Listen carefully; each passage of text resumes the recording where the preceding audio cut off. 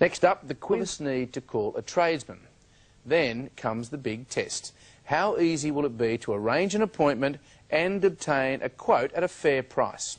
Well, that's exactly what we set out to examine with the help of a service expert. They're late, or they just don't show and don't even ring to say, I'm sorry, I can't make it, can we reschedule?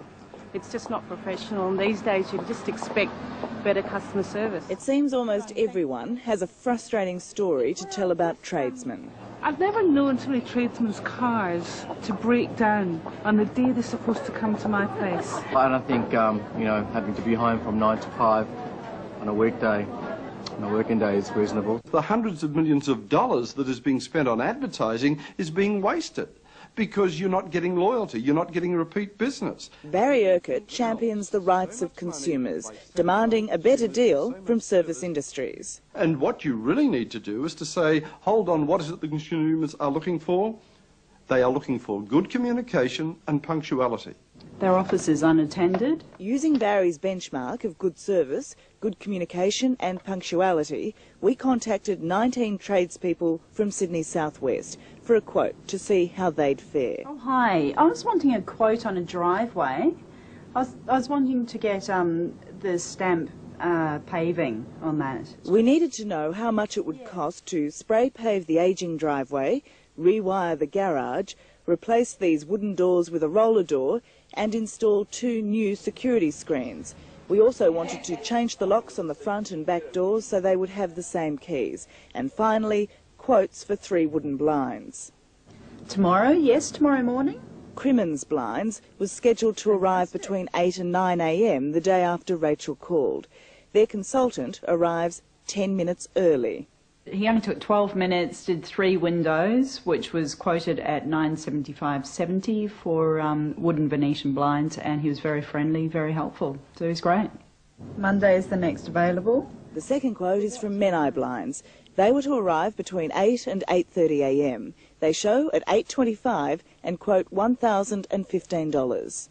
She was here for 10 minutes, was very informative. However, she did try and sell me a product that I was really not interested in. The final quote is from Bright Blinds and Awnings. They're due at 10 a.m. but arrived 20 minutes early, and they can supply the blinds for $898. He was very friendly and gave me good advice on what I should get. When it comes to quotes for new security screens, the run of good service continued. Rachel's first call to AAA Sutherland security doors. Between 11 and 12 would be But come Thursday, the tradesman rang to say he'd be an hour late. In fact, he shows up only 5 minutes late, takes 10 minutes and quotes $510 for both screens. Direct Home Products, another supplier of security doors, could only tell us he'd arrive sometime between 11 and 1 p.m. But on the day of the quote, he calls at 8:45 to bring the appointment forward to 9:15. I only stayed here for 5 minutes, very quick, efficient, and gave me a quote of $495 for 2 security doors. Just as it seemed bad tradesman stories were more urban myth than real life, our third appointment failed to show. D&S Security was due at 10. Rachel called just after 3:30 to find where they were. I'm just wondering what happened. It's 3:30 now. The phone diverted to someone who had no details of the job and no apology. So, 5.5 hours, it's a very long time to be waiting. On contacting the company to request an interview, we received this fax which denied an appointment had ever been made.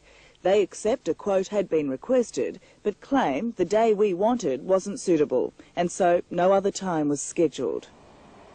When it came to getting quotes for a roller door, we had similar difficulties. Value Garage Doors didn't bother showing or phoning. Their office is unattended. No mobile. Oh, hi, my name's Rachel from number 8 Water Street. It's 2:10 on Monday. They were due 2 hours earlier, but when we contacted them for an explanation, they claim the original booking was only ever tentative. They also deny any record of Rachel's call asking where they were. Harlow and Sons arrived 38 minutes late and quoted us $465. And Elite Doors showed up 2 hours late, no phone call and no apology. which is quite incredible. And he just kept walking past me as though there was no problem with that. He stayed for 10 minutes and gave a verbal quote of $360 for the roller door. He refused to be interviewed to explain why he was late or so rude.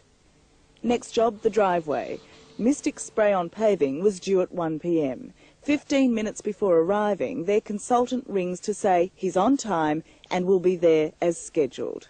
Oh, he was right on time. It was incredible, actually. Well, it gives the customer time to prepare for us to be there, and it also is a good reflection on our business. Bob Stewart, who owns Mystic Spray-On Paving, understands why his fellow tradesmen can run late. He doesn't understand why they can't call. Well, you've only got a telephone beside you, haven't you? C&J Paving arrived 13 minutes early, but Advanced Spray-On Paving was an hour and a half late. No apology and only providing an explanation when asked for one. He had to drop friends at the airport. He only stayed for 4 minutes and told me he couldn't do the job. So if I was waiting around in a lunch hour, I would be absolutely furious. The rewiring of the garage got a mixed response. Care Electrical only 10 minutes late and a verbal quote of $1,400. Energy Australia's Energy Fix arrives an hour and 15 minutes late, but when contacted, disputes they ever gave a specific time, only promising to arrive in the PM. Their quote was $822. Yes, that's Abbey Electrical. Hi. You have to cancel. Abbey Electrical cancelled 1.5 hours before they were due, promising to reschedule, but never rang again. And Marnie's Electrical, due at 4 p.m, cancelled at 3:30 and rescheduled for the following week for 1 p.m, but showed up 40 minutes late. Their quote was also $1,400. That company had 2 bites of the cherry and failed twice. Will you go back a third time? Improbable. So it happens often? All the time. Oh, well, I try and cut it down, and we have a policy to try and make appointments on time. I think we generally do a good job. So I might have to put some fuses in this control. Peter Marnie has been in business for the last 10 years. He's well aware of why service can sometimes be bad. Yeah, probably we've got the upper hand at the moment because there is a shortage of tradesmen. Next, locksmiths. All St George, due between 2 and 4, rang to say they'd arrive at 3 and did the job for $82. At Call Locksmith was 25 minutes late after a phone call to get the address and charged $99. And St George Locksmith charged $96.80 after arriving 25 minutes early. Arriving early can be as inconvenient as what it is arriving late. We had 6 who arrived on time, 4 who arrived early, so 10 who I guess did the right thing. Isn't that a good mark? 50% is not too good.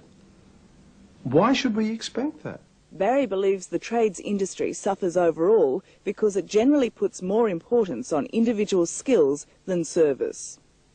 You can dominate a market, a mindset and a consumer group and make so much money by satisfying consumers with so much service, you will not be aware of what loyalty is out there, untapped, unfulfilled, latent, if only we could commit to customer service. If only. Tara Brown with that report, and it was produced by Cherie Fitzallen. To be fair, it turned out to be a pretty even split between those who promise and don't deliver compared to those who do.